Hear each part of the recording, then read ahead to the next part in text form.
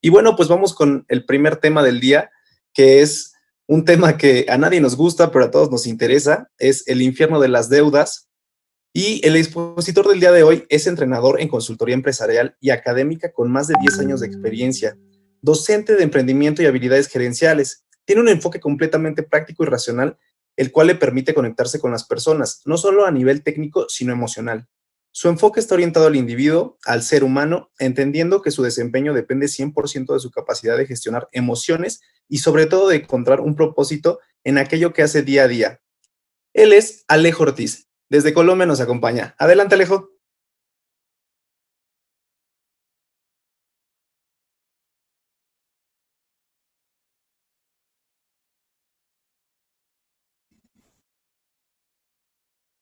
Acá. Miguel, ¿cómo estás? Muy bien, muchas gracias. Ya te escuchamos.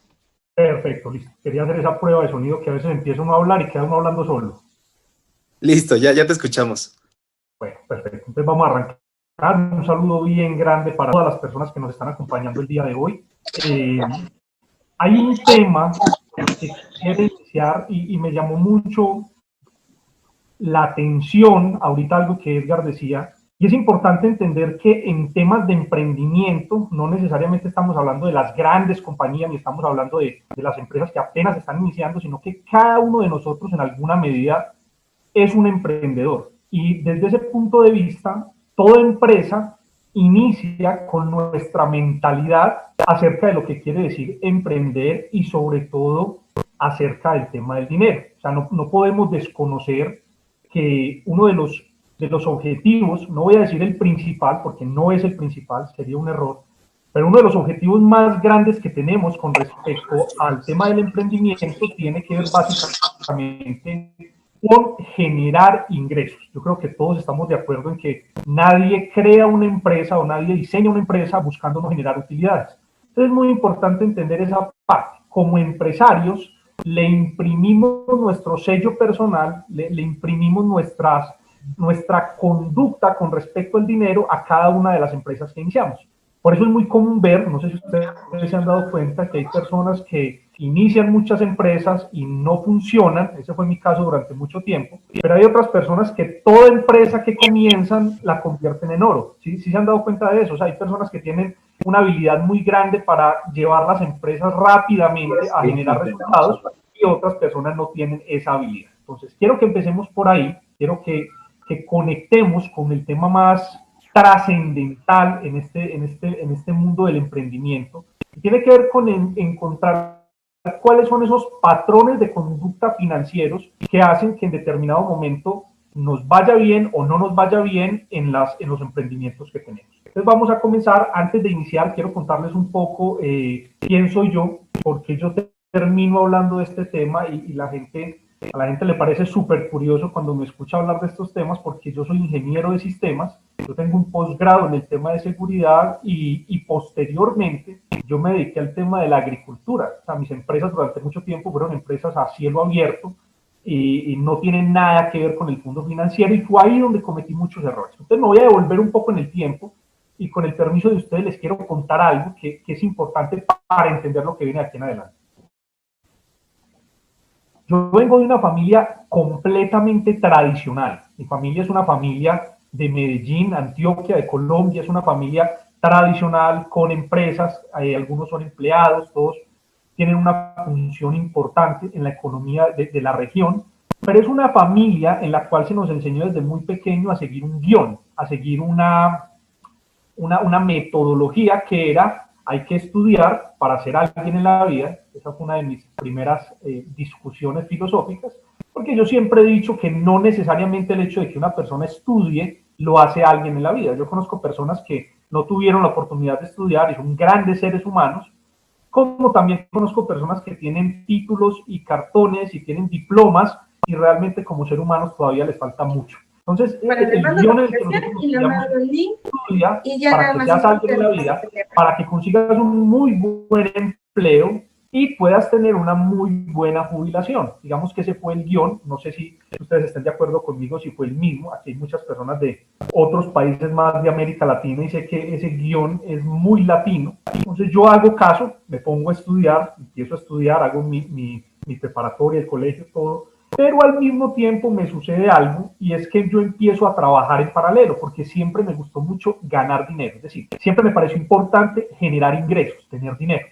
Entonces, desde que tengo 12 años he sido empleado, siempre me ha gustado trabajar, nunca le he sacado el cuerpo al trabajo, me encanta, pero empecé a desarrollar una idea con respecto al dinero incorrecta, y era que el dinero existía para comprar cosas. O sea, es una filosofía con respecto al dinero basada en la era del consumo en la que estamos. Entonces, yo trabajo para comprar cosas, yo trabajo para invitar a la novia a cine, yo trabajo para comprar una moto, yo trabajo para comprar un carro, yo trabajo para pagar la hipoteca. O sea, todo el tiempo estamos pensando que la función orgánica del dinero es gastar. Entonces yo empiezo en esa tarea de trabaje, llego a mi edad, digamos, adulta, cumplo los 18 años, consigo un empleo formal y empiezo el proceso de la universidad. Y en la universidad hubo algo, que esto es importante que lo comente, porque es muy probable que a ustedes les esté pasando o les haya pasado, o estén a punto de hacerlo con sus hijos, y es que cuando yo decido entrar a la universidad, una familiar mía, muy cercana, se sienta conmigo, me da una asesoría y me dice, Alejo, están estas carreras para estudiar. Y realmente las carreras que más dinero dan son sistemas, derecho y economía. Entonces, el argumento por el cual uno termina eligiendo una profesión es si genera buenos ingresos. Miren qué tan equivocados estamos muchas veces y por eso no tenemos personas más conectadas con sus profesiones, porque el argumento con el cual elegimos las carreras es si da dinero o no da dinero. Entonces, finalmente, la carrera de moda en ese momento era ingeniería informática, sistemas. Entonces yo me vinculo, estudio ingeniería de sistemas, la paso con muy buenas calificaciones, hago el posgrado, consigo un empleo y hasta ese momento yo venía cumpliendo completamente el guión. Ese guión mental que decía, estudia una buena carrera, consigue un buen trabajo y genera buenos ingresos, hacía parte al mismo tiempo de un patrón mental, o sea, de una forma, de una manera. Yo creo que todos ustedes me están entendiendo lo que les quiero decir. Es una forma de ver el dinero en la sociedad, es una manera en la cual nos relacionamos con el dinero todo el tiempo y eso nos limita a la hora de entender el funcionamiento global de la economía y del dinero y de todo este tema. Entonces yo vengo trabajando, pero al mismo tiempo yo veía algo que no me llamaba la atención. Vamos a ver si de pronto pasa en el resto de países de América Latina. Yo veía, por ejemplo, que la mayoría de compañeros míos que eran empleados, al final del mes no les sobraba dinero. Realmente era todo lo contrario. Al final del mes les hacía falta todavía presupuesto para pagar los gastos básicos y las cosas pues básicas que necesitaban. Yo veía, por ejemplo, que las personas que trabajaban conmigo tenían un ingreso promedio de $1,500, $2,000 en ese entonces. Esas personas estaban, llamémoslo así, estancados económicamente. Es decir, llegaron a un punto donde todos sus ingresos se dividían entre gastos personales y se dividían en deuda. Y el tercer aspecto, que fue el que más me llamó la atención, porque yo empecé a analizar todo mi entorno y yo empecé a, digámoslo, a pelear con mi entorno, porque yo decía, ¿por qué si la idea que me vendieron era que yo iba a trabajar, iba a conseguir un empleo y que iba a ser feliz, que ese es un tema que con él ya hemos hablado en varias oportunidades, ¿por qué yo no estoy sintiendo esa felicidad? ¿Por qué yo no siento esa plenitud? ¿Por qué yo veo a mis compañeros y yo los veo angustiados, los veo estresados? O sea, ¿yo por qué estoy sintiendo que el tema financiero se está convirtiendo en un lastre y que las personas no están disfrutando? Entonces me empiezo a dar cuenta, y aquí quiero empezar como ya a entrar un poco en materia. Las deudas se apoderaron de la economía del mundo y en América Latina pues lo tenemos mucho más marcado porque las tasas de interés y las tasas de usura de América Latina son altísimas comparadas con el resto del mundo. Entonces yo empiezo a mirar que los compañeros míos habían llegado a un nivel de estilo de vida, digámoslo, 5, pero el nivel de deudas que tenían se les absorbía el resto del presupuesto. Entonces las personas no podían mejorar su calidad de vida, su estilo de vida, porque todo el presupuesto que ganaban, todo el dinero que ganaban, se iba finalmente a deuda, a deuda. Entonces estas personas comienzan con lo que llama Robert Kiyosaki en todos sus libros, el ciclo del hámster, que es un término medianamente fuerte, pero es real, y estas personas lo que hacían era todos los meses trabajar para pagar deudas, para pagar arriendo, para pagar la casa, para ir a trabajar y volver a trabajar y ganar ingresos para lo mismo, y era un círculo que no paraba. Entonces, ¿qué sucede? Y aquí viene algo importante. En el año 2006, estamos hablando hace ya 15 años, ante esa situación yo empiezo a pensar, y ese es un punto importante, es un punto de inflexión, yo empiezo a pensar de qué manera yo puedo cambiar esa realidad. O sea, yo no me quiero quedar acá, no quiero que mi vida se convierta en tener que estar buscando dinero prestado todos los meses para pagar los gastos fijos, y de qué manera yo logro salirme de este sistema que funciona perfectamente, pero realmente uno termina siendo una víctima de ese modelo económico. Entonces yo empiezo a emprender, empiezo a crear negocios, empiezo a meterme en el mundo de los negocios y me doy cuenta que cometo un error, y se los quiero contar porque es muy probable que muchas de las personas que están aquí conectadas como empresarios, como estudiantes, como prospectos a empresarios o personas que quieran emprender, puedan caer en este mismo error, y si mi experiencia les ayuda a abrir los ojos con respecto a esto, yo espero que lo podamos lograr. Entonces, en este momento en la pantalla, me confirman, Miguel, si están viendo mi pantalla, ustedes en este momento en la pantalla están viendo un ejercicio que en psicología se conoce como la ilusión de Ebinger. Creo que ese es el nombre. Si me equivoco, me disculpan porque no soy muy bueno para los nombres en alemán, pero lo que están viendo ustedes en la pantalla es una ilusión óptica en la cual, si ustedes miran los círculos naranjados, se puede ver a simple vista que el círculo naranjado de la izquierda es mucho más pequeño que el círculo naranjado de la derecha. No sé si ustedes ven lo mismo que yo. Me gustaría interactuar un poco si de pronto las personas que están conectadas ven algo diferente, pero a simple vista usted ve esos dos círculos y se ve uno más pequeño que el otro. Pero cuando yo quito los puntos de referencia, que son los azules, me doy cuenta que los dos círculos son exactamente iguales. O sea, no hay ninguna diferencia en el tamaño de los dos círculos. Lo que hizo que el círculo de la izquierda se viera más pequeño que el círculo de la derecha fue el tamaño de los círculos que habían alrededor. Y eso es lo que llamamos puntos de referencia. Y uno de los enemigos más grandes que tiene el sistema financiero y el mundo de las finanzas personales son los puntos de referencia, o lo que llamamos la comparación. Cuando nos empezamos a comparar con nuestro entorno, eso hace que nuestra realidad se vea de determinado tamaño. Entonces, ¿qué me empezó a pasar a mí? Cuando yo decido comenzar a emprender, digamos que mi círculo social, mis amigos del colegio, mis amigos cercanos, todos tuvieron una condición económica distinta, y es que sus papás y sus familias tenían muy buena cantidad de dinero. Entonces ellos tenían muy buenos carros, tenían buenas fincas, vivían en muy buenos lugares, cada año viajaban a los mejores sitios del mundo, y yo me puse en una tarea de compararme con ellos. O sea, yo quería compararme con ellos, o sea, yo quería estar al mismo nivel de ellos. Entonces, ¿qué empezó a suceder? Como yo me quise poner al mismo lugar de ellos, yo empecé a crear emprendimientos y a crear empresas, pero sin tener en cuenta dos aspectos fundamentales del emprendimiento. Número uno, un muy buen manejo de las finanzas. Y número dos, liderazgo. Yo no tenía nada de liderazgo. Recuerden que toda mi infancia y mi adolescencia fue trabajar para ganar dinero, y cuando entro a la universidad, pues mi enfoque era conseguir un muy buen empleo, pero yo nunca estuve en un entrenamiento de liderazgo, nunca supe qué fue liderazgo, nunca supe qué fue finanzas personales, nada, cero, eso no lo sabía. Y ahí, es más, aquí hago una crítica al sistema educativo tradicional, que el sistema educativo tradicional en ninguna parte tiene las finanzas personales contempladas dentro de los microcurrículos. Entonces, yo pienso, este es un análisis personal, yo considero que las finanzas personales, la educación financiera, debe ser un programa transversal a toda la academia, desde que empezamos en el kinder hasta que llegamos al posgrado y al doctorado, porque hay muchos casos, y sé que ustedes los han visto, de personas con muchos títulos, con mucho talento, con mucha inteligencia en términos de IQ financiero, tenemos muchas personas muy inteligentes desde lo académico, mejor dicho, pero a la hora del manejo financiero no hay una correlación. Entonces sería muy importante esa trazabilidad. Entonces, ¿qué empieza a pasar? Yo empiezo a hacer inversiones, empiezo a hacer negocios, empiezo a abrir empresas, y todas esas empresas quebraban, todas esas empresas llegaban y crecían súper rápido, pero después se iban al suelo y todo tenía que ver con que yo no sabía administrar el dinero. El problema nunca va a ser generar ingresos, el verdadero problema que tenemos que ganar los empresarios es saber administrar el recurso financiero. Ahí es donde creo, me atrevo a decir que la mayoría cometemos muchos errores. Bien.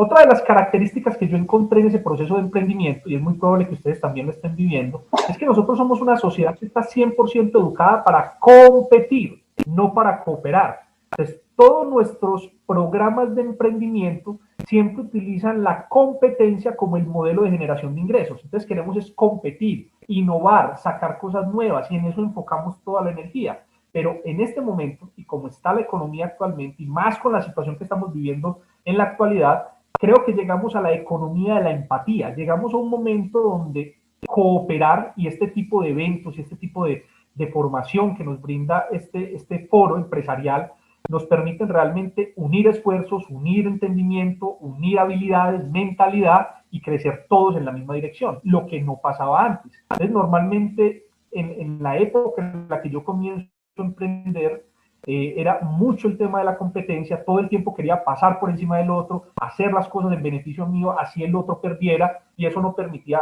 un avance significativo en términos del propósito de la empresa. Bueno, hay un concepto que quiero dejar claro, y hace poco lo discutía con Iván, y es la importancia de ser ambiciosos, pero lejos de ser codiciosos. Y uno de los modelos de emprendimiento muy gringo, discúlpenme que haga la cuña, pero es un modelo muy codicioso donde todo el tiempo se persigue el emprendimiento en función del dinero, cómo ganar más, cómo generar más ingresos, cómo estar en la lista de Forbes, cómo estar en la lista de Fortune 500, y yo pensaría, me atrevo a proponer esta tesis, y es que el emprendimiento en el siglo XXI tiene que estar más enfocado al propósito que a la generación de ingresos. Yo hoy veo compañías, por ejemplo, hace poco evaluaba el fenómeno de Tesla, el fenómeno de Amazon, el fenómeno del mismo Facebook, esta compañía Zoom, con la que estamos trabajando en este momento, que a raíz de todo este fenómeno de la pandemia creció de una forma extravagante,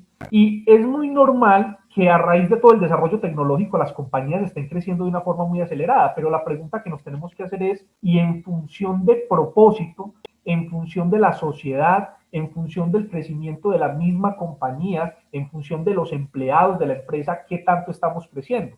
Y ahí creo que es importante entender que la ambición ha sido la partera de los grandes inventos de la historia, de las grandes compañías, y vale la pena pues dedicarle un poco a ese tema. Ahora, una de las razones por las cuales hasta el año 2010, hace 11 años, mi situación financiera era completamente caótica. Les voy a dar una cifra para que más o menos tengan una referencia.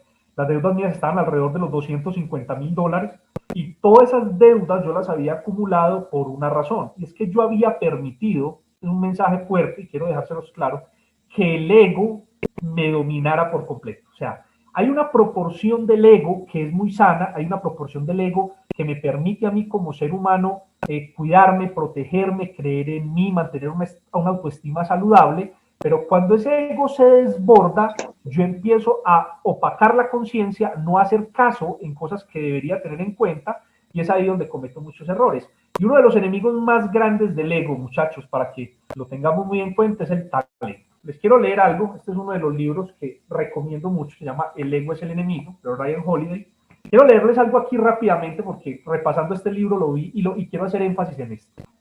El talento solo es el punto de partida. La pregunta es, ¿será usted capaz de sacarle todo el provecho posible? ¿O acaso se convertirá en su peor enemigo? ¿Apagará usted la llama que está empezando a arder? ¿Por qué hago énfasis al talento? En el año 2006-2007, yo comienzo con uno de los emprendimientos más grandes que he hecho, que es tener una finca para cultivar café. Y en esta finca, que es donde estoy actualmente y donde vivo, comencé un proceso de cultivo de café y empecé a prestar dinero. Esa es una de las formas en la que nos apalancamos los empresarios, prestando dinero.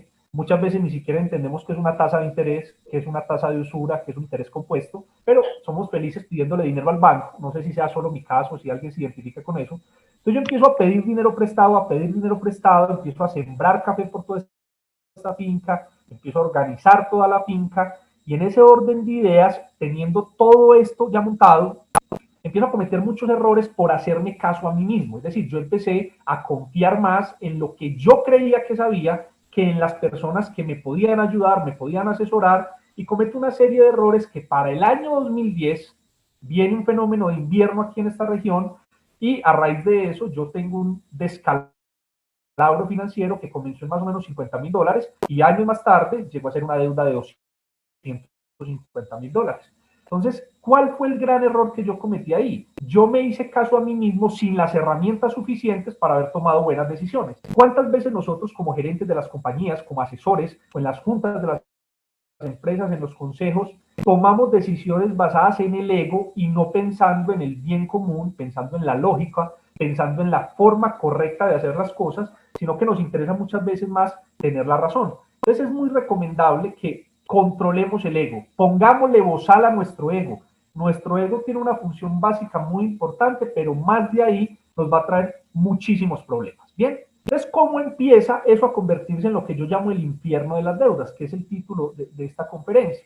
Creo que muchos de ustedes se van a identificar con esta gráfica, pero los que hemos sido empresarios en todos los aspectos, créanme que esto que les estoy mostrando lo he revisado juiciosamente y lo he visto con grandes empresarios, con alcaldes, lo he visto con personas de la política, lo he visto con grandes conferencistas, y todos hemos vivido el mismo proceso. Llega un momento en el proceso de emprendimiento donde estamos muy emocionados, pero algo negativo pasa, entonces creemos que no estamos en el camino correcto, pero vuelve y pasa algo positivo, y entonces que ahora sí las cosas están funcionando, pero volvemos a cometer algún tipo de error, y lo que nos la pasamos es una montaña rusa emocional a través de ese proceso de emprendimiento. No sé si se identifican con eso, pero básicamente eso es lo que me pasaba a mí. Entonces yo arrancaba, pasaba algo bueno, estaba feliz, pero después pasaba algo negativo y me ponía triste, y después lograba hacer una venta grande, entonces recuperaba capital, pero después me llamaban de un banco a cobrarme, entonces lo que había ganado lo perdía, y en ese proceso emocional se fue generando lo que yo, digamos, denominé el infierno de las deudas. ¿Qué implica estar en el infierno de las deudas? Ojalá, aspiraría que ninguno de los emprendedores que nos acompaña en este momento en este foro pasando por la misma situación, pero cuando uno está sumergido en un tema de endeudamiento, el estrés se apodera de uno. Yo no me tuso porque me parezca muy bonito estar tuso, me tuso es porque ya es muy poquito el pelo que me quedó después de esa crisis que viví en el año 2010, 2011, 2012. Recuerdo que una de las características fue que subí mucho de peso, ya uno no controla su alimentación, uno no duerme bien, uno empieza a coger malos hábitos. Para esa época yo fumaba mucho cigarrillo, tomaba café todo el día. Yo todo el día fumaba café, me iba para los cafetales a darle vuelta a los trabajadores, y en esa vuelta me fumaba 2 o 3 cigarrillos, llegaba a tomar café, no comía bien, porque todo el tiempo el cerebro está conectado con el problema. Y cuando tenemos el cerebro conectado con el problema, ese mismo cerebro no va a poder encontrar una solución. Recuerden que por principio yo no puedo lavar una silla sentado en ella, y eso es lo que me pasaba a mí. O sea, era tan complejo la forma en la que yo tenía todos los cables cruzados con respecto a las deudas, que no tenía la posibilidad de ver un futuro. Uno de los momentos más aciagos y más difíciles le da mucha dificultad, y tiene que desarrollar un potencial y una fe muy grande para saber que algún día va a salir de ahí. Entonces, en ese proceso, digamos que encuentro algunas herramientas que me sirvieron mucho, y les quiero contar una anécdota. Quiero que me permitan contarles una anécdota que me pasó en el año 2010, justo en ese momento, 2011, perdón, y se las quiero contar.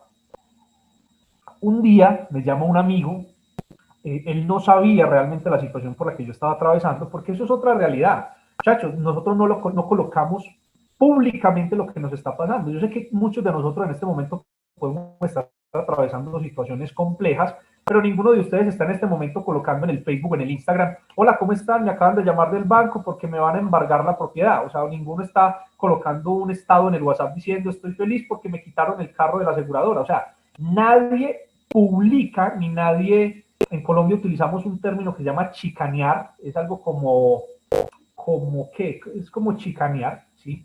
nadie está buscando la forma de alardear de las cosas negativas que le pasan. Entonces nadie sabía cuál era mi situación. Y como mis amigos me veían era vendiendo café, me veían en la feria de ganado, me venían en todo el tema pues de negocios, nadie se imaginaba lo que me estaba pasando. Como dice el dicho, la procesión va por dentro. Entonces un día me llama este amigo y me dice, Alejo, te quiero invitar a una conferencia, sobre un tema de emprendimiento y de negocios. Y yo le dije, yo voy. ¿Y cuándo es? Me dice, Alejo, es mañana a las 5 de la mañana. Y a mí sí me pareció la hora un poquito desatinada, pero yo decidí asistir a esa conferencia. Cuando yo llego a las 5 de la mañana a esa conferencia, oh sorpresa, esto era una iglesia cristiana y yo llego en ese momento a esa conferencia y había gente cantando, o sea, era un tema rarísimo, pues porque yo no profeso religión, entonces me pareció súper raro porque yo llego y me siento como en el lugar equivocado. Sin embargo, yo entro, me siento, llaman a la persona que va a dictar la conferencia y esta persona se para en la tarima y comienza a hablar. Muchachos, esta persona comienza a hablar en esa conferencia y hagan de cuenta como si todas las luces del auditorio se apagaran y solamente quedara una lucecita alumbrándome a mí, y yo sentí todo el tiempo que esta persona me hablaba, y todo lo que él decía era como si fuera para mí. O sea, todos los ejemplos que él puso, yo lo sentía a manera personal. Yo dije, este man me conoce, o sea, este tipo está hablando de mi biografía, o sea, ese soy yo, o sea, total. Entonces, al final de la primera parte de la conferencia, yo recuerdo que hacen un break y el tipo dice que él está vendiendo un libro que en la parte de atrás se puede conseguir. Yo me paro inmediatamente, voy por el libro, no sé dónde tenía plata en ese momento, porque créanme que ni siquiera para un libro tenía dinero. Yo compro el libro y aprovechando que él estaba ahí, yo le pido a él que me lo firme. Chévere que me firme. Entonces él va, coge el libro, sé que aquí hay personas de Argentina, entonces no voy a utilizar esa palabra. Él toma el libro y cuando él toma el libro, él me mira a los ojos, mira el libro, escribe algo, él me entrega el libro así apretado y yo lo guardo en el bolso y no volví a mirar el libro. Cuando llego acá a la finca, yo recuerdo que yo abro ese libro y la palabra que decía en ese libro, en la contraportada, era: el orden produce milagros. Eso fue algo mágico porque cuando yo leo eso en la contraportada, a mí inmediatamente me dan ganas de llorar, yo me conmuevo inmediatamente, porque yo en ese momento entendí que gran parte de mi problema financiero tenía que ver con el desorden. Yo no era una persona ordenada, y aquí les hago una invitación a todos los empresarios que están conectados en este foro. El orden es la clave de las finanzas en la empresa y en la vida personal.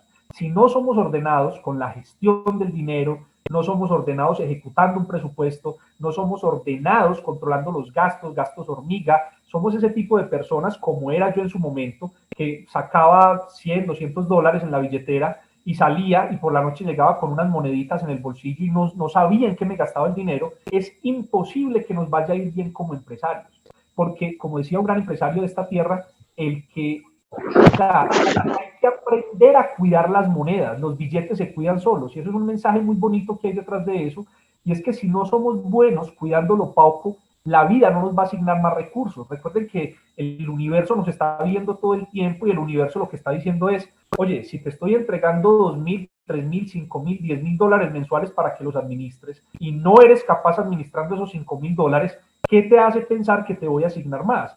Eso es como un niño pequeño. Si tú como papá llevas a tu hijo a un centro comercial y le regalas un helado con 2 bolas de helado y el niño al coger el helado se le cae una bola y tú por quedar bien con el niño le pides otro cono de 8 bolas, ¿qué crees tú que va a pasar? Pues si se le cayó un helado de 2 bolas, se le va a caer el helado de 8 bolas. Y lo mismo sucede con las finanzas. Si no has aprendido a manejar X cantidad de dinero, la vida no te va a asignar más. Y si te lo llega a asignar por alguna razón, en algún momento la misma vida te va a devolver al nivel de conciencia con respecto al dinero que eres capaz de administrar. Por eso hay muchas personas, yo muchas veces en consultoría, yo ya doy mucha consultoría, pero a nivel personal, en finanzas personales, y muchas veces las personas me dicen: Alejo, llevo 6 años de mi vida donde mis ingresos no pasan de $1,500 y yo no sé qué pasa. Y empezamos a mirar y es que hay un patrón de conducta con respecto al dinero que no permite que atraigas más dinero. Tiene que ver en la forma en la que gastas. Listo. Entonces, hasta acá quiero contarles un poco de cuál fue esa parte de la historia.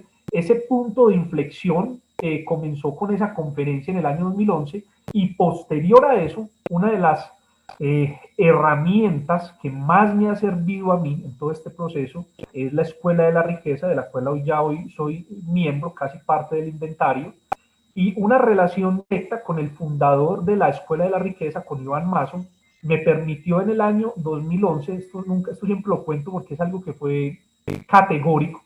Yo lo llamo, le digo, Iván, quiero hablar contigo porque hay un tema que no he sido capaz de resolver. Él me invita a la casa, yo me siento con él, nunca me olvida esa conversación en la sala de la casa de él, y yo le cuento a Iván cuál era mi situación financiera, es decir, yo cómo estaba, y él me escuchaba. O sea, él no decía una palabra, él todo el tiempo me escuchaba y me escuchaba y me escuchaba. Él me miraba de una forma muy particular, pero no decía nada. Y después de que él me escuchó, toda la historia completa, las únicas palabras que salieron de él esa tarde en la casa de él fueron: Alejo, te tienes que desconectar emocionalmente de los problemas, porque uno no es lo que le pasa.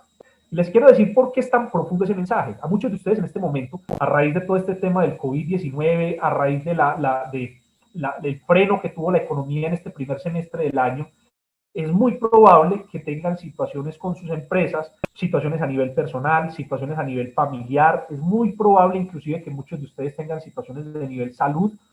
Y uno de los secretos que me ayudaron a mí a salir de ese infierno de las deudas fue básicamente desconectarme emocionalmente de las cosas. Uno muchas veces cree que las circunstancias controlan la manera de actuar de uno, y uno tiene que ser capaz de ponerse por encima de las circunstancias, y eso tiene que ver mucho con la inteligencia emocional. Al principio, les quiero poner un ejemplo claro para que esto no quede tan ambiguo. Al comienzo, yo recuerdo que yo recibía, por ejemplo, una llamada de un banco y a mí me descomponía. Yo, por ejemplo, yo estaba aquí en la finca y salía a hacer algo, recibía una llamada, cerraba un negocio, perfecto, y a las 2 horas me llamaban del banco a cobrarme un dinero, a amenazarme que me iban a embargar, y eso me descomponía a nivel emocional. Entonces yo, como les decía ahora, era un electrocardiograma de emociones. Todo el tiempo yo estaba así, emocionalmente contento, caído, es una locura. Cuando yo logré desconectar las emociones de lo que me estaba pasando, es como si me hubiera quitado unas gafas de un color y me hubiera puesto unas gafas de otro color. No quiere decir que cuando cambié la perspectiva dejaron de pasar cosas. Me seguían llamando los bancos, me seguían llamando los acreedores, pero la forma en la que yo interactuaba con esas personas ya denotaba que había una desconexión emocional. Yo quisiera, hoy me da tristeza no haberlo hecho, pero haber grabado las llamadas mías con los bancos en esa época, y era graciosísimo porque yo ya me ponía a conversar con el asesor, le preguntaba por la familia, nos hacíamos amigos, le echaba cuentos, pero yo estaba desconectado del problema. O sea, a mí ya no me importaban ni las amenazas ni nada, y al yo desconectarme, sin ser irresponsable, hago la claridad, pero al yo desconectarme emocionalmente del problema, pude colocar toda mi mente en la solución del problema. Y ahí empezó todo un proceso de pago de deudas. No tengo aquí forma de mostrarles un archivo en Excel, me hubiera gustado mostrárselos, pero más adelante se los muestro en otro espacio, donde muestro la evolución entre el año 2013 y el año 2018, cómo fueron pagándose toda esa cantidad de deudas que llegaron a ser casi $250,000, a llegar prácticamente a 30 millones de pesos que se dieron en el año 2019. Entonces fue muy bonito cómo todo ese proceso se inició entendiendo que había que ordenar las finanzas y que había que desconectarme emocionalmente de los problemas. Esas dos cosas fueron claves, y les quiero contar 5 que fueron mis grandes aprendizajes en este proceso. Bien, vamos bien hasta ahí.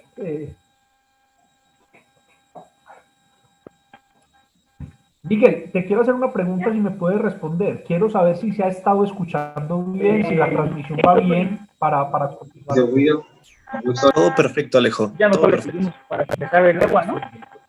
Me gusta testear un poquito para que no avance uno y haya dificultades. Entonces, el primer mensaje, y aquí les quiero pedir mucha apertura mental, créanme que esto que les voy a decir no es fácil de asimilar, pero si lo logramos entender nos va a servir mucho. Nada de lo que yo estoy diciendo aquí es un decreto, es una ley, es una verdad absoluta, no. Esto es mi verdad, estas son mis recomendaciones, hace parte de mi proceso personal, y los invito a que vengan como si fueran al supermercado. Tomen lo que les sirva y lo que no les sirva lo desechan, no hay ningún problema. Entonces, lo primero es que para lograr salir de sus temas de endeudamiento, para lograr tener un avance significativo en algún aspecto de la vida, nos tenemos que enamorar del desequilibrio. Y esto suena raro porque digamos que la teoría general siempre ha dicho que tenemos que vivir una vida equilibrada, que todo tiene que ser perfecto, y nos encantan esas vidas perfectas, esas historias perfectas que vemos en redes sociales, y no entendemos que el equilibrio muchas veces no es tan real como parece. Yo no sé si ustedes recuerdan, si han visto una película que se llama The Truman Show. Es una película que está en Netflix, inclusive, The Truman Show, y es la historia es un reality show donde toman a un niño desde que nace, casi hasta los 30 años, y toda la vida de él la transmiten a través de un reality, y toda la vida es perfecta. O sea, lo que quieren mostrar es una vida perfecta, en la cual obviamente venden mucha publicidad, pero yo estudiando cada uno de los casos que he tenido a la mano sobre grandes emprendimientos, grandes liderazgos, personas, por ejemplo, pongo un caso puntual que lo he tenido muy en mente,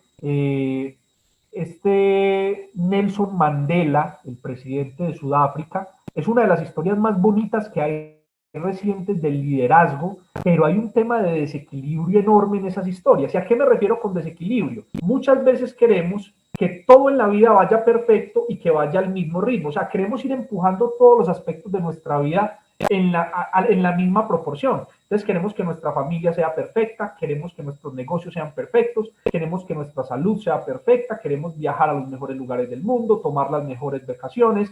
Y les quiero decir algo, para lograr tener resultados en la vida, nos tenemos que enamorar completamente de momentos de desequilibrio, donde van a haber momentos en la vida que tú solamente te vas a obsesionar y vas a respirar única y exclusivamente por sacar un proyecto adelante.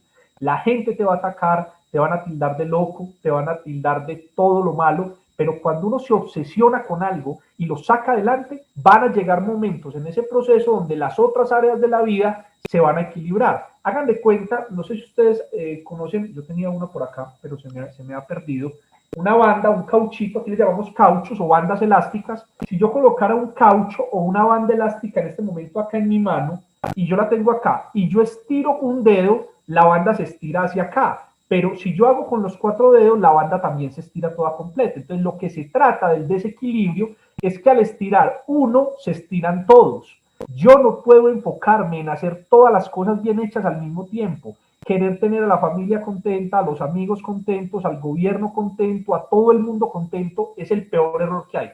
Si tratamos de que todas las personas estén felices con nosotros al mismo tiempo, van a ser muchos los errores que vamos a cometer. Steve Jobs tiene una frase que me encanta y él dice, si quieres tener a todo el mundo feliz, no crees un negocio, vende helados. Y es verdad, si el objetivo realmente es que todas las personas que hay alrededor nuestro estén felices, es más importante que vendamos helados a que realmente tengamos un emprendimiento. Segundo aspecto que fue un aprendizaje trascendental y es la importancia de tener mentores. Un mentor es una persona que ya pasó por un proceso y que está dispuesto a ayudarte a vivir ese proceso.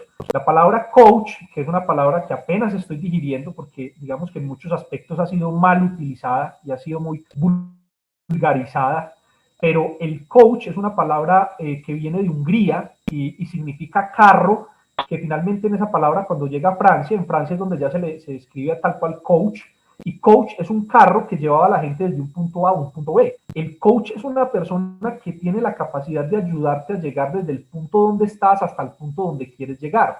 Es muy difícil que en este momento una persona sea capaz de salir de un tema de endeudamiento, que sea capaz de salir de una situación adversa en la que esté si no tiene el respaldo de un coach, de un mentor, de un amigo, de una persona que ya haya vivido ese proceso y te pueda guiar. Bien, hay una frase linda, se la escuché alguna vez en una conferencia a alguien, no recuerdo, que decía, un problema no puede ser resuelto desde el mismo nivel de pensamiento desde el que fue creado.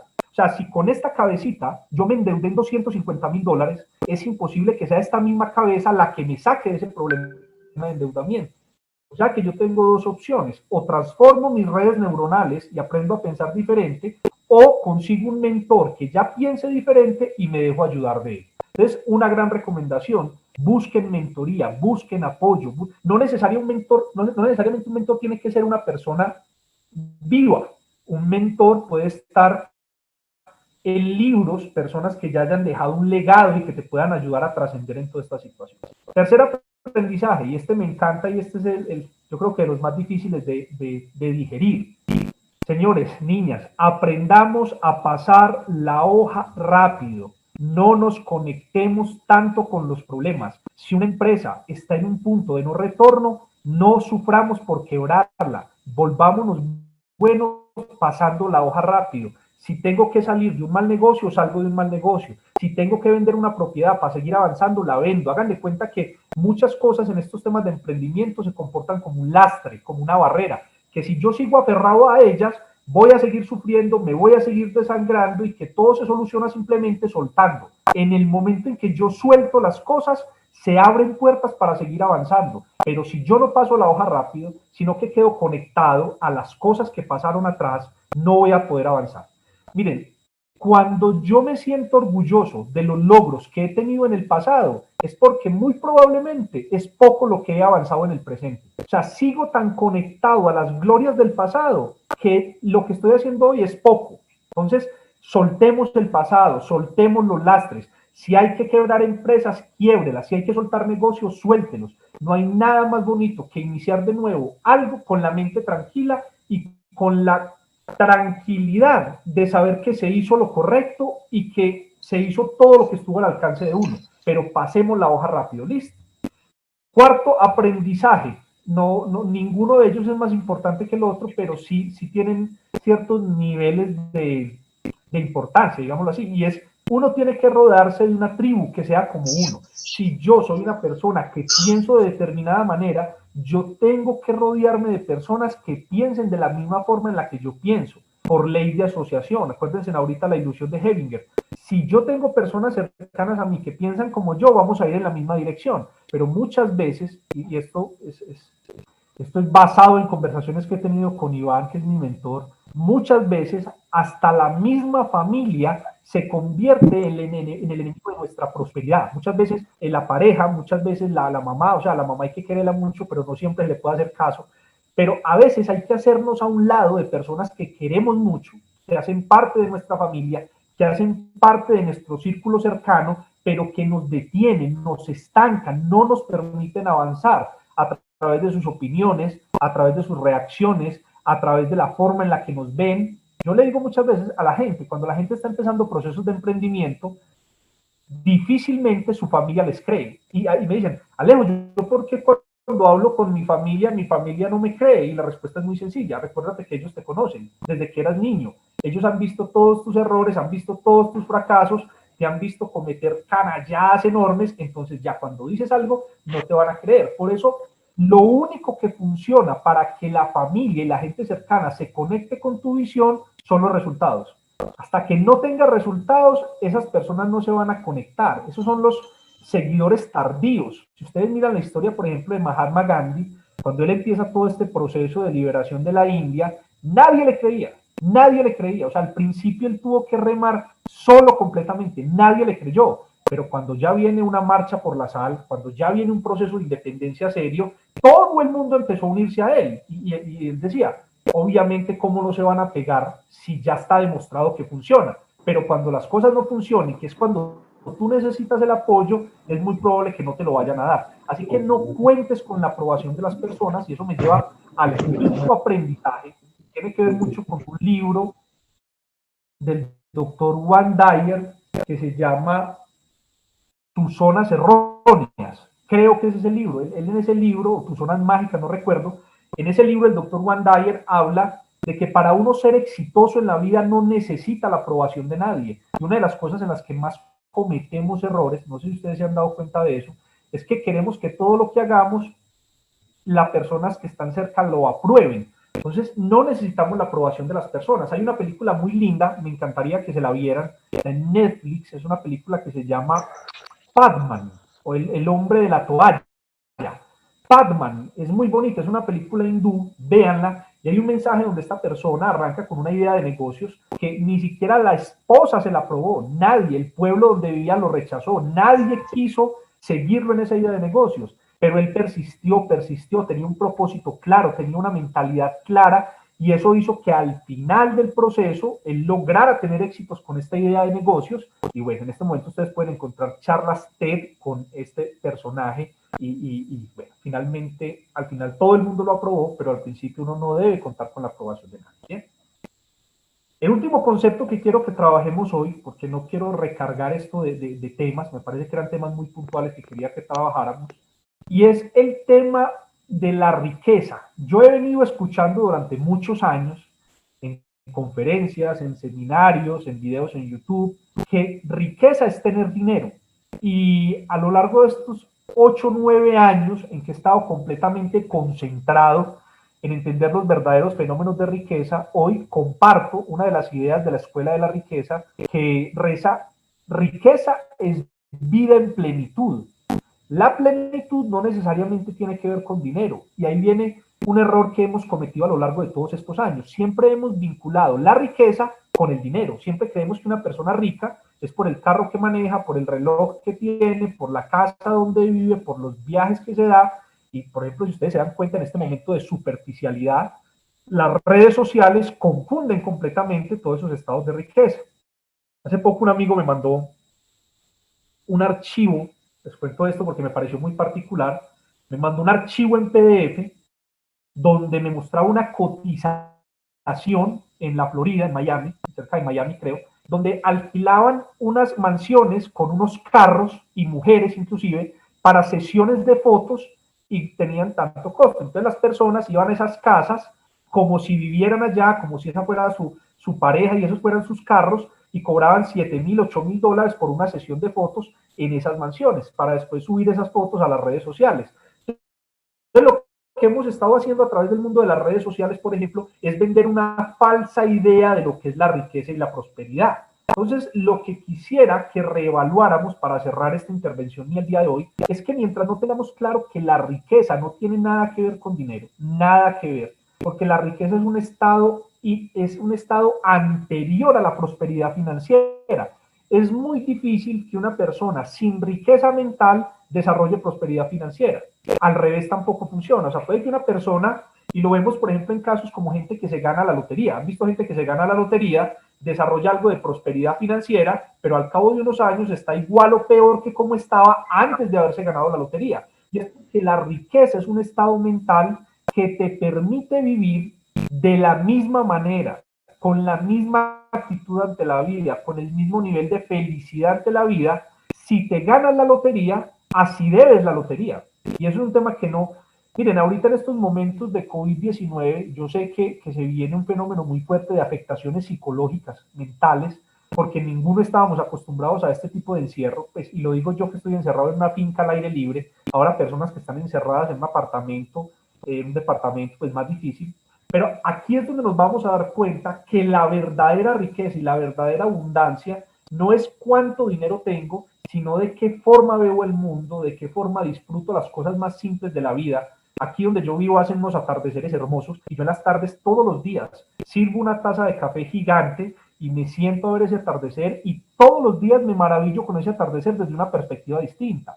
Es la misma finca, es la misma taza de café, es la misma silla, es el mismo atardecer entre comillas, pero la forma en la que yo lo veo es lo que cambia y lo que hace que en mí haya una sensación de plenitud que me genera esa riqueza. Si gano mucho dinero en un mes o no gano tanto dinero, ya eso no afecta, ya eso no me hace mejor ni peor persona. Y es un mensaje puntual que quiero dejarles en el conversatorio de hoy.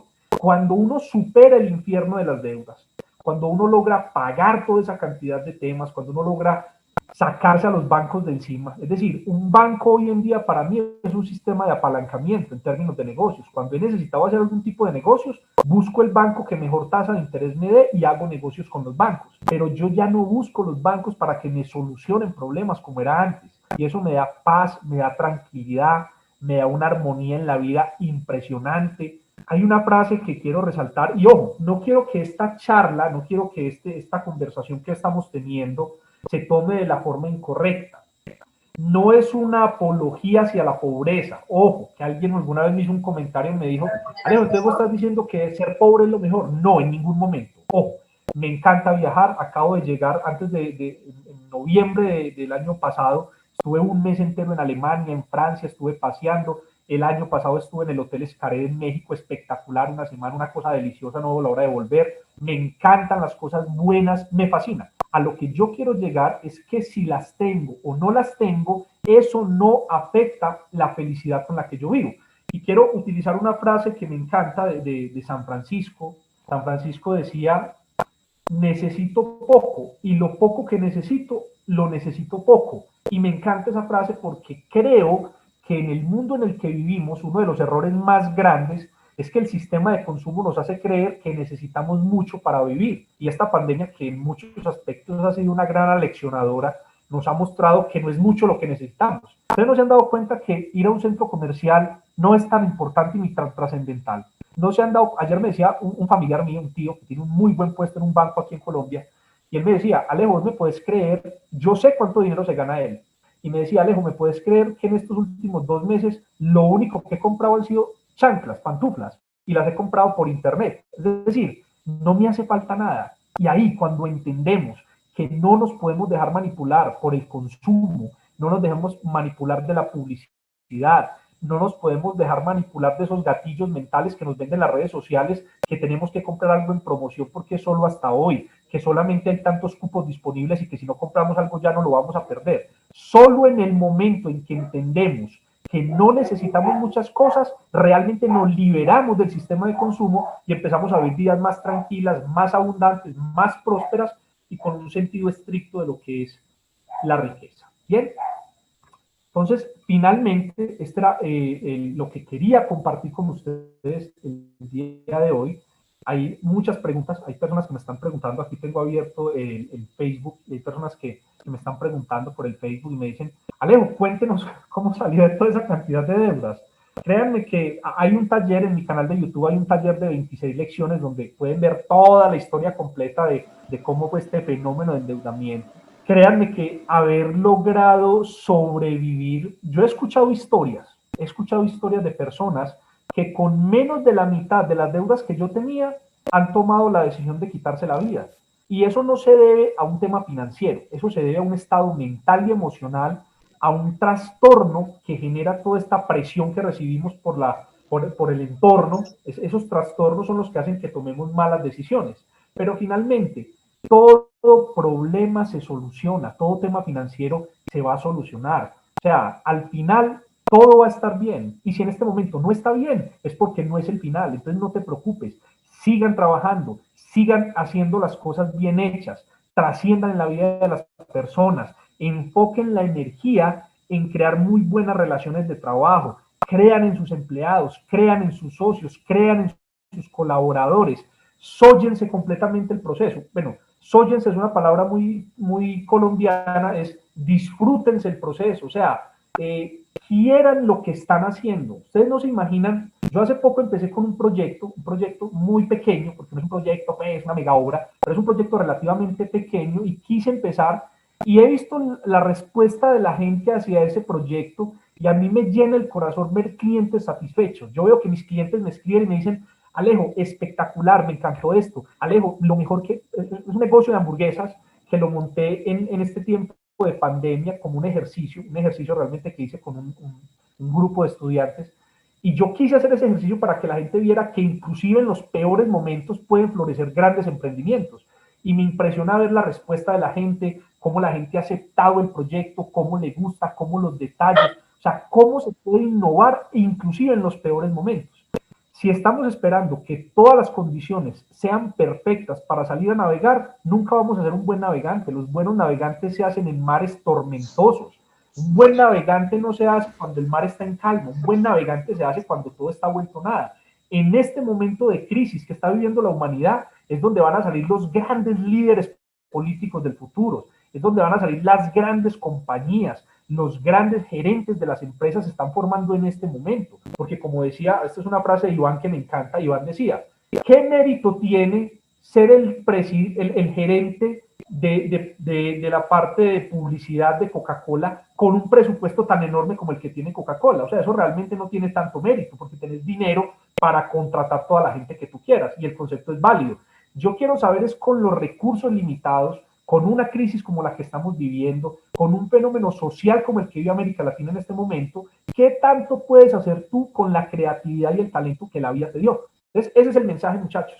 Riqueza, prosperidad, abundancia, todo esto se logra cuando estamos en un estado de conciencia, de disfrute, de soye, de emoción correcta, de hacer las cosas bien, de disfrutarlas. Cuando yo veo personas que sufren los proyectos, mi mayor recomendación es sálganse de ahí, eso no es para ti, porque la persona que es capaz de disfrutar las cosas en los peores momentos son las personas que trascienden y logran algún tipo de resultado.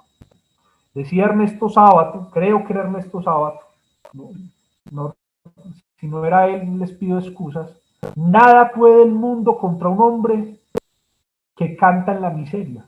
Esa frase me encanta. Nada puede el mundo contra un hombre que canta en la miseria. Un hombre que en la peor circunstancia es capaz de cantar, de reír, de disfrutar. Esos son los tipos de líderes que necesita la economía de América Latina en este momento. Bien, entonces con esto termino mi intervención el día de hoy. Espero que haya sido de utilidad para ustedes. Espero que hayan sacado, hayan extraído algo importante de esto. Lo hice con todo el amor del mundo y bueno, yo espero que les haya servido. Un feliz día para todos. Sigan conectados con los entrenamientos y los talleres que tenemos y estoy a disposición de lo que les pueda servir. Feliz día. René, muchas gracias. Edgar, gracias a ti. Ariana, a todos, muchas gracias. Muchas gracias, Alejo. Y bueno, con esto finalizamos la primera sesión del día. Y recuerden que este es un evento con causa. Si desean contribuir y apoyar todo este evento, les estamos compartiendo a través del chat la liga donde pueden apoyarnos. Y bueno, quédense con nosotros. Vamos a pasar a la segunda sesión del día.